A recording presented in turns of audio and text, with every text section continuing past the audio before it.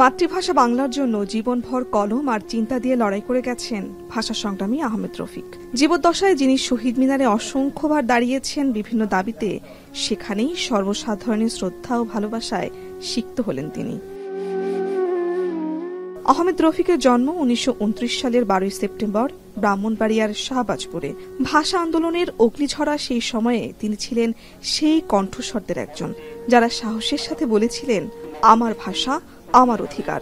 শান্তি আন্দোলন, সামাজিক আন্দোলন, এগুলো তিনি অংশগ্রহণ করেছেন। প্রত্যেক সময় ওনার মতন জ্ঞানী এবং স্মিতভাষী ভদ্রলোক আমার খুব কমই চোখে পড়েছে।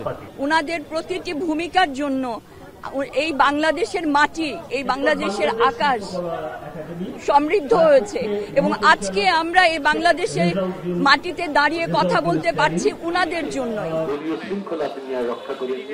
সংগ্রামী জীবনে একাধারে ছিলেন চিকিৎসক, সাহিত্যিক, গবেষক এবং ভাষা আন্দোলনের এক অক্লান্ত যোদ্ধা। চিকিৎসা পেশার স্থির জগৎ ছেড়ে তিনি প্রবেশ করেছিলেন ভাষা ও সাহিত্যের অস্থির অথচ অনির্বার্য জগতে। সেখানেই ছিল তার আত্মার ঠিকানা। শব্দের শক্তিকে ব্যবহার করেছেন সংগ্রামের অস্ত্র হিসেবে।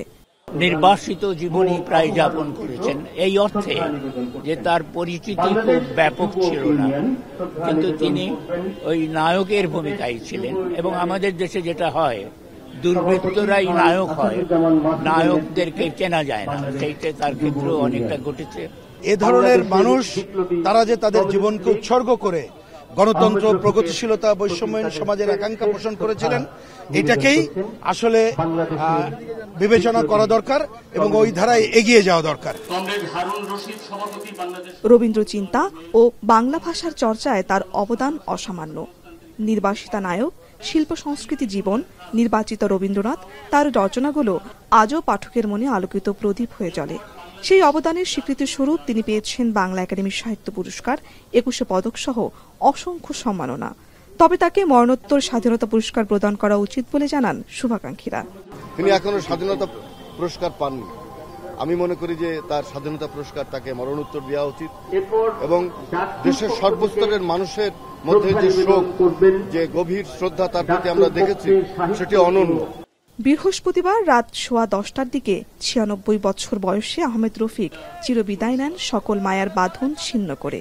দীর্ঘদিন তিনি বার্ধক্যজনিত নানা রোগে ভুগছিলেন। মেডিকেল শিক্ষার্থীদের জন্য প্রশিক্ষণ ও গবেষণার জন্য আহমেদ রফিক তার মরণোত্তর দেহ দান করে গেছেন। শহীদদের রক্তে কেনা বাংলা ভাষার ইতিহাসে তার নাম জলজল করবে চিরকাল।